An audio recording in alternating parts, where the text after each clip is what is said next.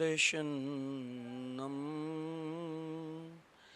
ज्ञानस्वरूपं निजभावयुक्तं योगीन्द्रमीड्यं भवरोगवैद्यं श्रीमद्गुरुं नित्यमहं स्मरामि। हार्दध्वान्तनिरासेवासरिमनिर्विज्ञानवारानिधि भक्ताभीष्ट सहस्रपूरणे विधो चैतन्यचिन्तामणि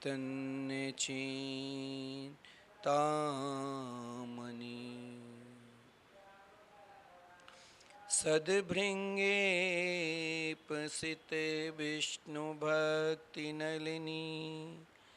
व्याकोसे तूदय सुस्माकं कुरुतां भवार्तिशमनं निम्बार्कनामामुनि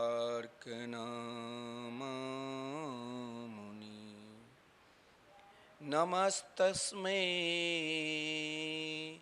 भगवते कृष्णाय कुण्ठ मेधिसे राधा धरे सुधा सिंधु नमो नित्ये बिहारिणी वाञ्छाकल्पतरुभ्यश्च कृपा सिन्धुभ्य एव च पतितानां पावनेभ्यो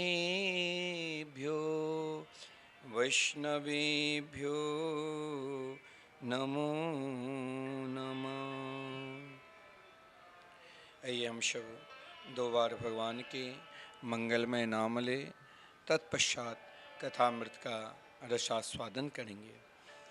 गोविंदे जय जय गोपाले जय जय गोविंदे जय जय गोपाले जय जय श्री राधा रमन हरि गोविंदे जय जय श्री राधा रमन हरि गोविंदे जय जय गोविंदे जय जय गोपाले जय जय श्री वृंदावन बिहारी लाल की जय श्री सद्गुरुदेव भगवान की जय श्रीमद्भागवत महापुराण की जय श्री नाम संकीर्तन की जय जय जय श्री राधे जय जय श्री राधे। आनंद कंद स्वरूप ब्रज पुरंदर नंदन वैदिक प्रतिपाद्य श्री यशोदा के लाडले लाल श्री नंद नंदन श्री श्याम सुंदर के बांगमयी प्रतिमूर्ति श्रीमद्भागवत महापुराण आप सब भक्त व्यास पद्धति के द्वारा, देखिए श्रीमद्भागवत महापुराण में दो पद्धति है। एक व्यास पद्धति, व्यास पद्धति में संगीतमयी कथा नहीं होती है, और श्री नारद जी की पद्धति में, श्री नारदी पद्धति में कलाकार जो संगीतकार होते हैं आप कार्तिक मास में हम सभी को कुछ न कुछ नियम लेना चाहिए। वैसे तो कार्तिक महात्म्य में अनेकों प्रकार के कार्तिक महात्म्य के नियम कहा गया है कि कार्तिक में किस प्रकार हम सभी को रहना चाहिए, क्योंकि कार्तिक महात्म्य में वर्णन है कि हम सब श्रीमद् भागवत महापुराण एक माह तक मासिक कथा का रसास्वादन कार्तिक मास में करेंगे और कार्तिक महात्म का भी रसास्वादन करेंगे।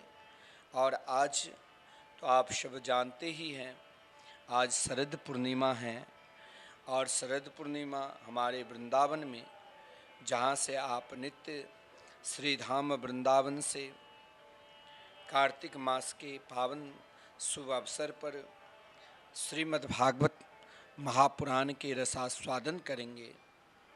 हमारे शास्त्र में बहुत सारे नियम भी कार्तिक मास में कहा गया है कि हम सभी को साल के 12 मास में एक मास अपने जीवन को संयमी नियम पूर्वक बिताना चाहिए। पहले की परंपरा थी, जो राजा महाराजा, सेठ साहूकार, भक्त लोग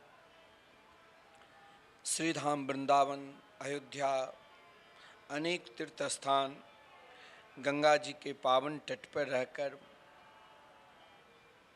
एक मास तक नित्य गंगा जी की सेवा, यमुना जी की सेवा, संतों की सेवा, भूमि शयन स्वयं करते थे और ब्रह्मचर्य धर्म का पालन करते थे। आज के समय में लोगों के पास समय कम है, लेकिन कम समय में भी आप चाहे तीर्थ स्थान में अपना नियम पालन कर रहे हैं और चाहे आप घर में। आज शरद पूर्णिमा भी है और आज से ही कार्तिक व्रत प्रारंभ हो जाता है। शरद पूर्णिमा की भी आज आप विशेष कथा श्रवण करेंगे। तो पहले हम श्रीमद् भागवत महापुराण में जो 6 अध्यात्मक महात्म हैं, महात्म में भक्ति, ज्ञान और वैराग्य की कथा है, धुंधकारी चरित्र है और भागवत किस प्रकार श्रवण करना चाहिए, ये सब महिमा है। कार्तिक मास में आप सीधे संक्षेपतया मैं आपको समझा रहा हूँ। कार्तिक की महिमा में सर्वोपरि कहा गया है कि प्रातःकाल ब्रह्म मुहूर्त में उठो, या तो आप यमुना जी में स्नान करो, गंगा जी में स्नान करो, नहीं तो जहाँ घर पर है, घर पे जब स्नान करते हो तो वहाँ एक बूंद गंगा जल डालकर जरूर स्नान करना चाहिए। जल, वो जल भी गंगा जल हो जाता है। कार्तिक मास में ब्रह्म मुहूर्त में कहा गया है उठना चाहिए और कम से कम नियम रखो कि 3 घंटे हमें रोज सत्संग कीर्तन करना चाहिए। देखिए, प्रातःकाल कहा गया है। कार्तिक मास में तुलसी की महिमा भी अपार है।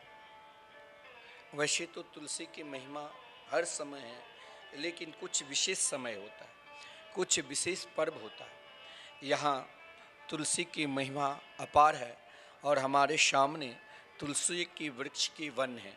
वृंदावन में कहा गया है, जहाँ तुलसी की वन हो वही वृंदावन। तो आप मेरे रूम में प्रवेश करोगे, सामने तुलसी के वन ही बना। कई लोग आज प्रातःकाल ही पूजन कर रहे हैं। दूसरा नियम है दीपदान। दीपदान का भी जीवन का सदा उजाला रहे, प्रकाश रहे। अज्ञान में पाप हो चुका है तो कार्तिक मास में आप यदि दीपदान करते हैं, कई लोग कल से ही फ़ोन कर रहे हैं कि हमें भी श्री धाम वृंदावन में यमुना किनारे ठाकुर श्री राधा मोहन बिहारी के निकट दीपदान कार्तिक मास में करना है। हमारे जो पंडित जी है उसने कहा 24 घंटे दीपदान करना है, तो इस दीपदान से संपूर्ण परिवार के निमित्त संकल्प लेना है तो मात्र 500 है। और इसी हिसाब से अगर आप 11,000 समर्पित करते हैं तो एक मास तक कार्तिक में आपके नाम से श्री धाम वृंदावन में दीपदान होगा। दीपदान की भी कार्तिक महिमा में बहुत वर्णन किया गया है और कार्तिक महिमा में कहा गया है जितना अधिक हो सके दान करो, क्योंकि दान की भी महिमा अपार है। जिस युक्ति से हो अन्नदान, या अन्नदान का भी साधु संतों की भंडारा हमारे यहाँ एक मास तक हमारे पूज्य गुरुदेव कल्पवास लगाते हैं प्रतीक वृंदावन में, जहाँ हजारों लोगों की भोजन की व्यवस्था होती है, अन्न क्षेत्र चलता रहता है। प्रातःकाल बाल भोग नाश्ता जिसकी सेवा 5100 है। संपूर्ण कार्तिक मास में आपके नाम से नित्य, आज हमें बताना पड़ता है कि बहुत लोगों के एक माह तक के नियम हैं, तो इसीलिए आप यदि अपने नाम से कार्तिक मास में भंडारा कराना चाहते हैं तो 11,000 की सेवा है। और फिर आपके हर इच्छा, आपको जितना हो सके, जिससे अधिक हो सके आप कर सकते हैं। तो कार्तिक मास में अन्नदान का भी अपार महिमा कहा गया है कि आप किसी भी मास में अन्नदान करते हो ना करते हो, लेकिन कार्तिक मास में कम से कम ना हो तो एक संत का जरूर नियम रख लो कि संपूर्ण कार्तिक मास में कम से कम एक संत का तो भोजन हम जरूर कराएंगे। एक संत का अधिक नहीं है, मात्र 100 रुपया है। कार्तिक मास में गौ सेवा का भी अपार महिमा है।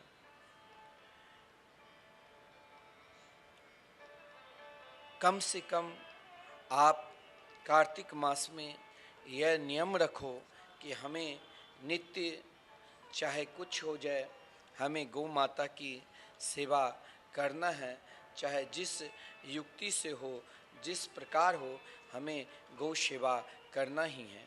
क्योंकि गौ सेवा भी कार्तिक मास में बड़ा उत्तम वर्णन है गौ सेवा की, कि कार्तिक महीने में यदि हम दान देते हैं, क्योंकि दान का भी स्वरूप बड़ा सुंदर कहा गया है कि कार्तिक मास की दान भी श्रेष्ठ है। एक दिन एक भक्त शिरोमणि देवर्षि नारद जी बीना पर हरि का गान करते हुए एक ऐसे स्थान पर पहुँचे जहाँ कुछ ब्राह्मण अत्यंत खिन्न और उदास अवस्था में बैठे थे। उन्हें दुखी देखकर श्री नारद जी ने पूछा कि हे ब्राह्मण देव, हे ब्राह्मण देवता, आप सब इस प्रकार उदास क्यों हैं? कृपया आप अपने दुख का कारण बताइए। संभव है, हो सकता है कि आपकी कुछ सहायता मैं कर सकूं। ब्राह्मणों ने उत्तर दिया, हे मुनिवर, एक दिन सौराठ के राजा धर्म वर्मा ने आकाशवाणी में सुनी, दुई हेतु सदिष्टानम सडंगम च द्विपाक्युक चतुष्प्रकारं त्रिविधं त्रिनाशं दानमुच्यते। राजा दान विषयक इस श्लोक का अर्थ ने देवर्षि नारद जी से उन ब्राह्मण देव ने कहा कि देवी के द्वारा देवी का वाणी है कि संपूर्ण जगत में मानव मात्र के कल्याण के लिए जेन केन प्रकारेण अन्नदान करना चाहिए, क्योंकि सज्जनों अन्नदान को इस कार्तिक मास में बड़ा श्रेष्ठ कहा गया है कि कार्तिक महिमा में अन्नदान से सर्वोपरि कोई दान ही नहीं है। गौ सेवा जिस प्रकार हो, चाहे आपके समर्थ है तो कार्तिक मास में आप गौ चर भूमि के दान करो, चाहे आपके समर्थ है तो कम से कम कार्तिक मास में ये नियम रखो, आप अपने अनुसार अपने समर्थ के अनुसार समर्थ है तो आप स्वयं कार्तिक मास में गोदान करो। हमारे गौशाला में कल एक सज्जन आया था कि पूर्णिमा के दूसरे दिन मुझे दान करना है। मैंने क्या दान कर, बोले गोदान। और गोदान उसने पूछा, महाराज श्री यहाँ जो लिखा है आपके यहाँ 21,000 देकर गोदान। मैंने कहा हाँ, गोदान के साथ गोग्रास भी करने पड़ेगी। आप गोदान करो चाहे ना करो, लेकिन गोग्रास का भी बहुत नियम है कि कार्तिक मास में आप गौओं को घास खिलाओ। कहीं गौशाला में जाकर, घर पे निकट, घर से निकट गौशाला है तो वहाँ भी जाकर गौओं की घास जरूर दान करो। कहा गया है कि विराट देश में एक बहुत ही गरीब व्यक्ति रहता था। उनके पिता के असमय में ही मृत्यु हो गई। अब पिता के जो श्राद्ध तिथि आने पर उसके पास एक भी पैसा नहीं था। वो बहुत दुखी था कि मैं अपने पिता की श्राद्ध कैसे करूं। कार्तिक मास प्रारंभ होने वाले थे। वो आपस में महाराज अपने परिवार के साथ दुखी था और रुदन कर रहे थे। सामने एक आत्मनिष्ठ विद्वान ब्राह्मण लौट रहे थे। उन सज्जन को उदास देखकर पूछा, क्या कारण है, आप रो रहे हो? तो उसने कहा, हे ब्राह्मण देव, आज मेरे पिताश्री के श्राद्ध तिथि है। मेरे पास स्वयं को खाने के लिए भी एक पैसा नहीं है, तो हम दूसरों को क्या खिलावे। ऐसी दशा में अपने पिता, जिस पिता ने हमें जन्म दिया, जिस माता पिता ने, उनके लिए मैं अपना पुत्र धर्म, संतान धर्म नहीं निभा पाया। मैं करूं तो करूं क्या? उन विद्वान ब्राह्मण देव ने बताया कि हे पुत्र, घबराओ नहीं। अपने पिता के निमित्त, चाहे अपने पितरों के निमित्त, चाहे आप किसी भी के निमित्त एक उद्देश्य बना लो। क्या? तो आप जाओ, सामने घास काट कर लाओ। सामने हरी हरी घास थी। ब्राह्मण देव ने कहा, जाओ घास काट कर लाओ। और ये घास काट कर ले आओ और गौशाला में जाकर गौ माताओं को खिला दो। गौ ग्रास के दान करने से सज्जनों क्या होता है? तो गौ ग्रास के दान करने मात्र से ही आपके पितरों का महाराज सदगति, और जिस पिता के लिए व्याकुल था उनके भी पिंड दान का कई गुना फल मिल गया। उस गरीब व्यक्ति ने क्या किया, वहाँ सामने घास काट कर लाया और गौ को चारा खिलाया।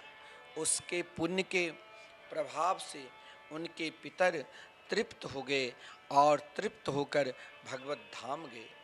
तो सज्जनों, इस कार्तिक मास में तो बहुत सारे नियम हैं, बहुत सारे विधान हैं, और कार्तिक मास में हरि नाम कीर्तन की अपार महिमा है।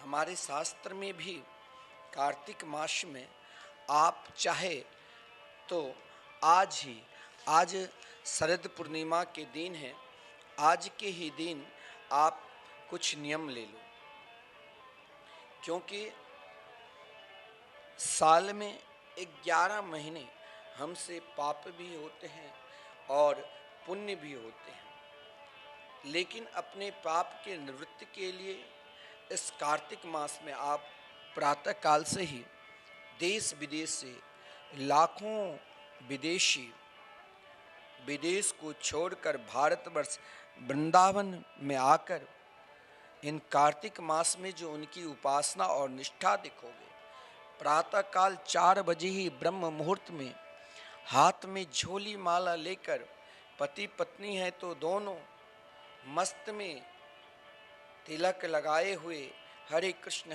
कृष्ण कृष्ण हरे हरे, हरे राम राम राम हरे हरे मस्त में भजन करते हुए जा रहे हैं।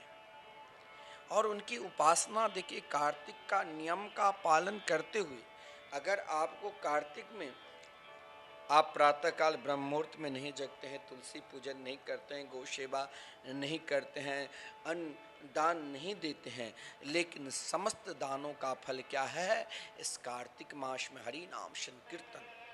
अभी वृंदावन में ऐसा कोई भी आश्रम नहीं होंगे जहाँ संकीर्तन नहीं होते होंगे, ऐसा कोई भी जगह नहीं होती होगी जहाँ भंडारा संकीर्तन नहीं होते होंगे, क्योंकि इस संकीर्तन की महिमा भी कार्तिक मास में अपार है। सज्जनों, अगर आप जहाँ श्री धाम वृंदावन में लगातार 30 वर्षों से निरंतर 24 घंटे अखंड संकीर्तन चल रहे हैं, आजन और ये परिक्रमा मार्ग में लाखों जहाँ लोग नित्य परिक्रमा लगाते रहते हैं, और उन परिक्रमा मार्ग में आपके द्वारा एक दिन का भी संकीर्तन सेवा होती है, वो भी बहुत उत्तम है।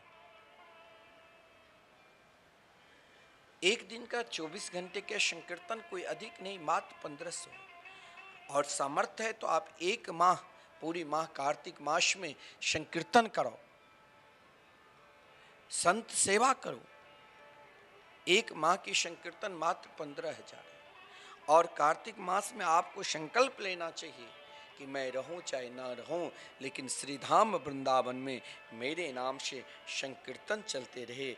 तो महाराज मात्र 21,000 समर्पित कर जब तक आप हैं तब तक आपके नाम से श्रीधाम वृंदावन में निरंतर साल के 12 दिन संकीर्तन नित्य संत सेवा चलते रहेंगे, गौ सेवा, और मरणोपरांत भी आपके नाम से संकीर्तन चलते रहेंगे। देखिए, नाम कीर्तन मात्र से ही मनसा वाचा कर्मणा किसी भी प्रकार के पाप हुआ है, संपूर्ण पाप को नष्ट करने के लिए एकमात्र भगवान नाम संकीर्तन है। और इस कार्तिक मास में भगवान नाम की तो अलौकिक वर्णन है। हमारे शास्त्र में कहा गया है, गरुड़ पुराण में एक बड़ा विलक्षण भाव है कि पापा नलस्य दीप्तस्य मां कुर्वन्तु भयं नरा गोविंद नाम मेघो घेर नश्यते निर्बिन्दुभिः। मनुष्य मात्र के लिए, हम सब के लिए, आप सब के लिए उद्दीप्त पापाग्नि से कभी भी भय मत करो। भय क्यों न करो?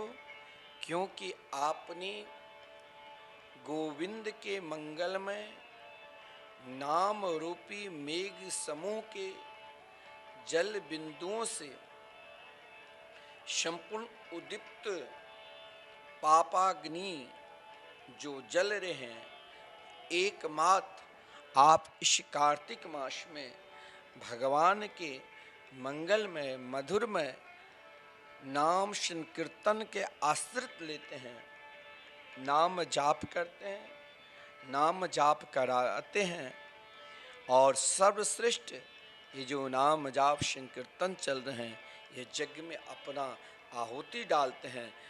भयंकर से भयंकर भी पाप जान से या अनजान से भी हुआ, उनके संपूर्ण पाप रूपी अग्नि को मात्र गोविंद नाम स्मरण मात्र से ही कल्याण हो जाता है। कहा गया है विवश होकर भी भगवान के, चाहे आपका मन नहीं है और चाहे आप मन से चाहे बेमन से भी आप भगवान के मंगलमय मधुरमय आनंदमयी नाम के शरणागति को स्वीकार करते हैं, नाम संकीर्तन करते हैं और नाम संकीर्तन करवाते हैं, तो नाम संकीर्तन करने पर मनुष्य के समस्त पापों से उसी प्रकार मुक्त हो जाता है जैसे सिंह से डरे हुए भेड़िए अपने शिकार को छोड़कर भाग जाते हैं। यहाँ तक कहा गया है यन नाम कीर्तनम भक्त्या विलायन मनोत्तमम् मैत्रेया शेष पापानां धातूनां मिव पाप श्री मैत्रेय ऋषि ने विदुर जी से कहा कि भक्ति पूर्वक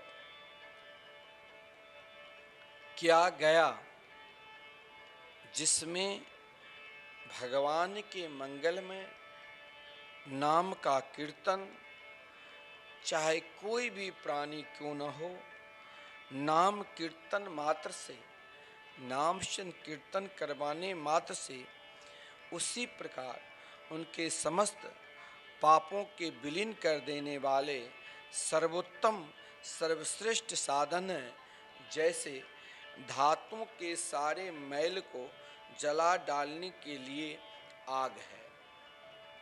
तो सज्जनों, मैं कहाँ तक वर्णन करूं कि मनुष्य सायं और प्रातः काल इस कार्तिक मास में देवादिदेव श्री हरि का, प्रभु के मंगलमय नाम संकीर्तन करके संपूर्ण पापों से मुक्त होकर स्वर्ग लोक को में भी वो सम्मानित होते हैं, अगर आप इस कार्तिक मास में भगवान के मंगलमय नाम के आश्रित हो जाते हैं। देखिए, कार्तिक मास में नाम की अपार महिमा है। तो हम पहले ये विचार करें कि कार्तिक मास में हम सबको कुछ न कुछ संकल्प लेना है। या तो नित्य तुलसी पूजन करना है, नित्य दीपदान देना है, नित्य गोग्रास सेवा कराना है, नित्य कम से कम एक संत के भंडारा करना है, नित्य हरि नाम संकीर्तन करना है और स्वयं करवाना है। श्रीधाम वृंदावन में हो सके तो आप एक दिन के सामर्थ्य है तो आप संपूर्ण एक मास हरि नाम संकीर्तन कराओ। देखिए, आप श्रीमद् भागवत महापुराण श्रवण करोगे एक मास तक, और उसी क्रम में भागवत के साथ आप कार्तिक महिमा का भी रसास्वादन करोगे। तो हम सर्वप्रथम आज आपको कार्तिक मास का महात्म श्रवण करा रहे हैं संक्षिप्तया।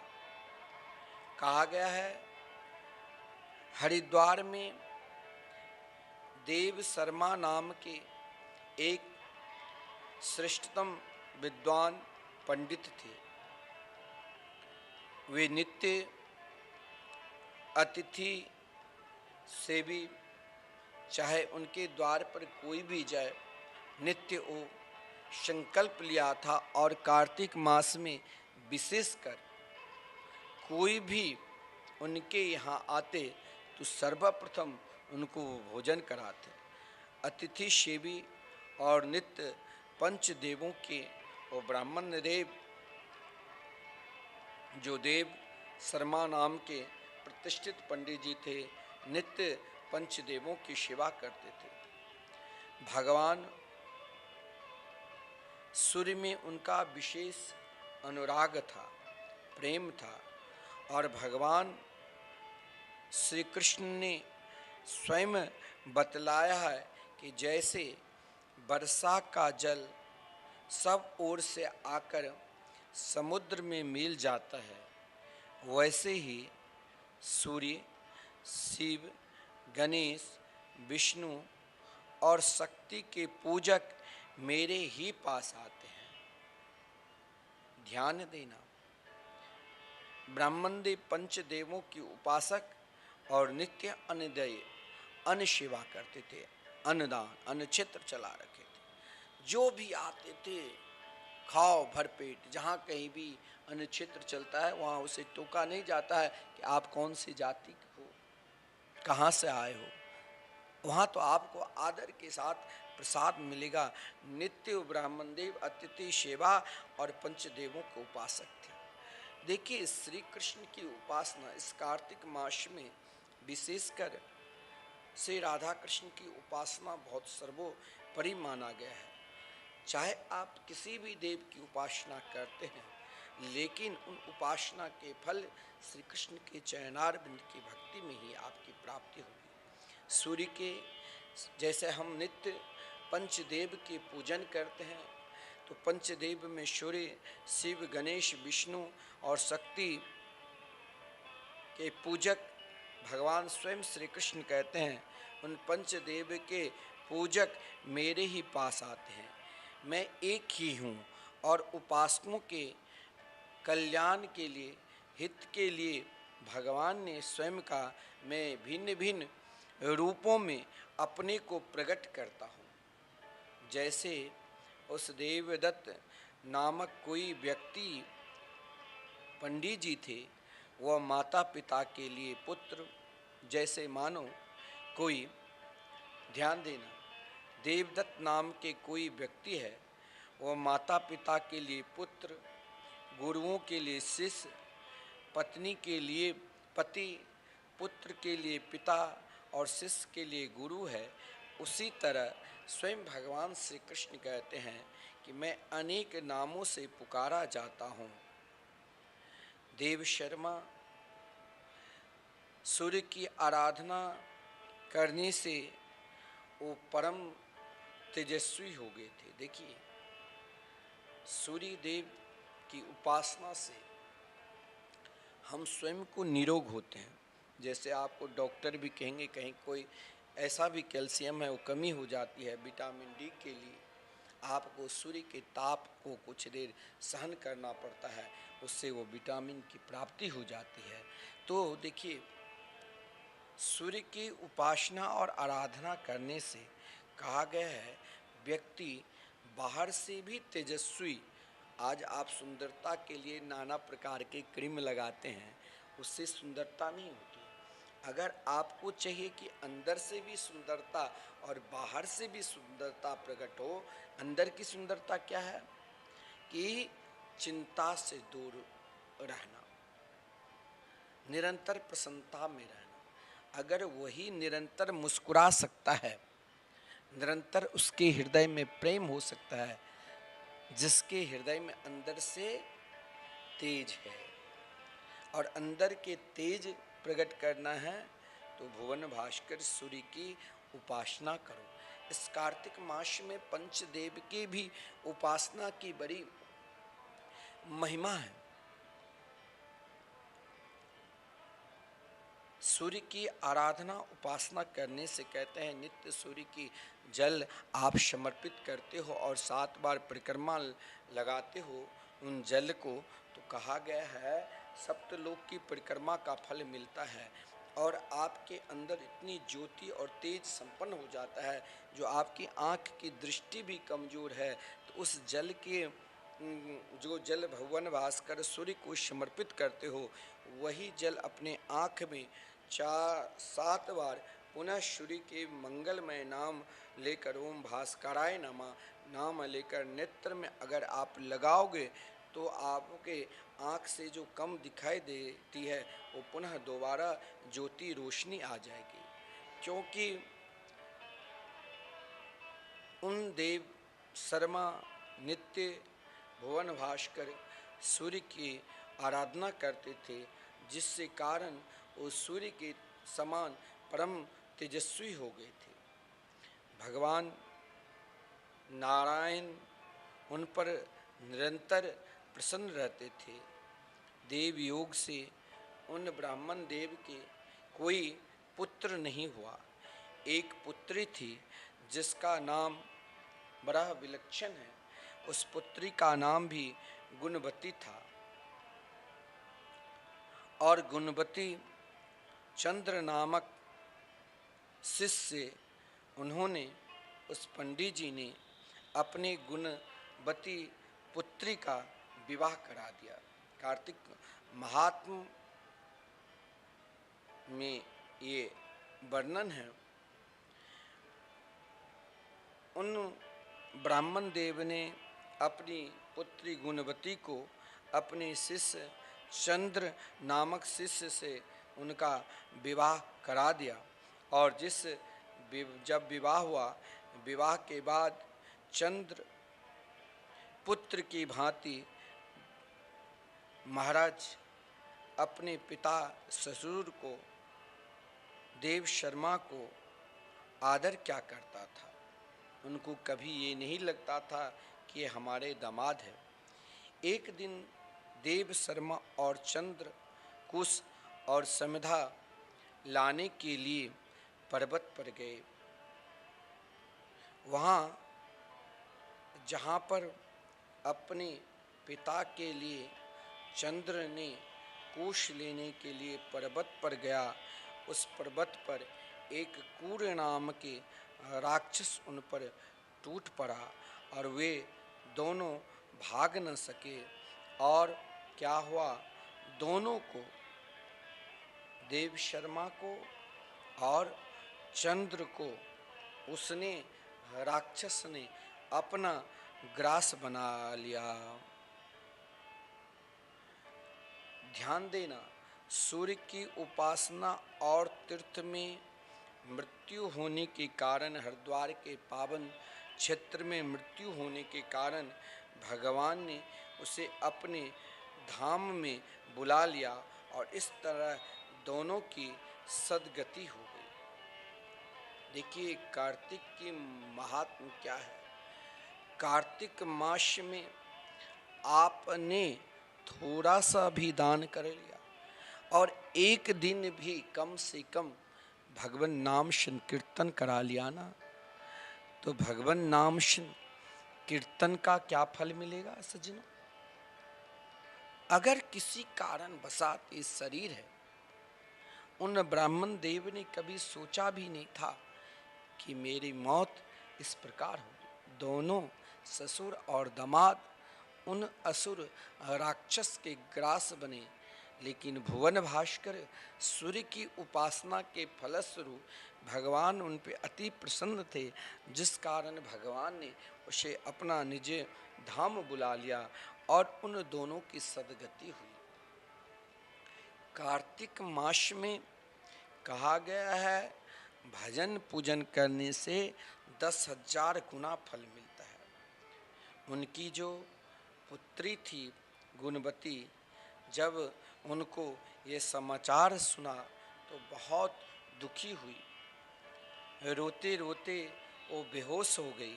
किसी तरह अपने आप को संभाल कर उसने घर के संपूर्ण सामान बेचकर पिता और पति का परलोक कर्म किया और वह भगवान की स्वयं को अपने आप भगवान को अपना सर्वस्व मान लिया। हे मेरे गोविंद, हे मेरे गोपाल, अब तो आप ही मेरा नाथ है। और भगवान को नाथ मानकर 2 व्रतों को विधि पूर्वक पालन करने लग गई। कौन? पहला व्रत एकादशी उपासना और दूसरा गुणवती ने कार्तिक मास का नित्य ब्रह्म मुहूर्त में स्नान करने का। कार्तिक मास में ब्रह्म मुहूर्त स्नान का बड़ा महात्म है। कार्तिक मास में अगर आप ब्रह्म मुहूर्त में स्नान करते हैं तो संपूर्ण महाराज तीर्थों में स्नान करने का फल मिलता है। तो उस देवी ने कार्तिक मास में नित्य ब्रह्म मुहूर्त में स्नान करने का संकल्प लिया। 2 व्रत, पहला क्या ध्यान देना, एकादशी व्रत और दूसरा कार्तिक मास के स्नान का नियम। और स्नान के पश्चात नित्य तुलसी पूजन, दीपदान, गोग्रास, अन्नदान और नित्य हरि नाम कीर्तन में स्वयं को अपने आप को समर्पित हो चुकी थी। निरंतर प्रभु के मंगलमय नाम की आराधना करती थी, उपासना करती थी। हर निशम गुणवती प्रति वर्ष कार्तिक व्रत का पालन नियम पूर्वक करती थी। ऐसा लोग हैं जो महाराज कार्तिक मास में अपना नियम कभी छोड़ते ही नहीं, चाहे कुछ हो जाए। और धीरे धीरे जब उसकी अवस्था ढलती गई तो एक दिन वह भी ज्वर से आक्रांत हो गई। फिर भी वो किसी तरह गंगा जी में स्नान किए और गंगा जी के तट पर जैसे तैसे पहुंची। ज्यों ही गंगा जी में पैर रखा त्यों ही वह जार से गुणवती कांपती हुई गिर पड़ी। देह भले ही अस्वस्थ था किंतु उसने मन में निरंतर अपने प्रभु श्री राधा कृष्ण के मंगलमय नाम के स्मरण करते हुए स्वयं को गंगा जी के किनारे अपने आप को, उस देह शरीर को त्यागा। और महाराज प्रभु में जब लीन हो गई तो स्वयं भगवान के पार्षद उन गुणवती के लेने के लिए अपना दिव्य विमान लाया और दिव्य लोक ले गए। देखिए, श्रीमद् भागवत महापुराण की महात्म के आज हम प्रथम श्लोक का ही आपको वर्णन करके श्रवण कराएंगे, क्योंकि श्रीमद् भागवत महापुराण की महात्म में बड़ा विलक्षण भगवान के मंगलमय नाम का ही वर्णन है। तो आइए हम सब आज केवल एक श्लोक का प्रणाम करते हुए, आज शरद पूर्णिमा है और शरद पूर्णिमा के पावन शुभ अवसर पर हम महाराष्ट्र की कथा में प्रवेश करेंगे, क्योंकि कल से फिर हम नियम पूर्वक श्रीमद् भागवत महापुराण की कथा का आनंद लेंगे और साथ में कार्तिक व्रत का। आइए हम सब मिलकर भगवान से प्रार्थना करें। सच्चिदानंद रूपाय विश्वोत्पत्त्या दिहेत तापत्रय विनाशाय श्री कृष्णाय वयं नुमः।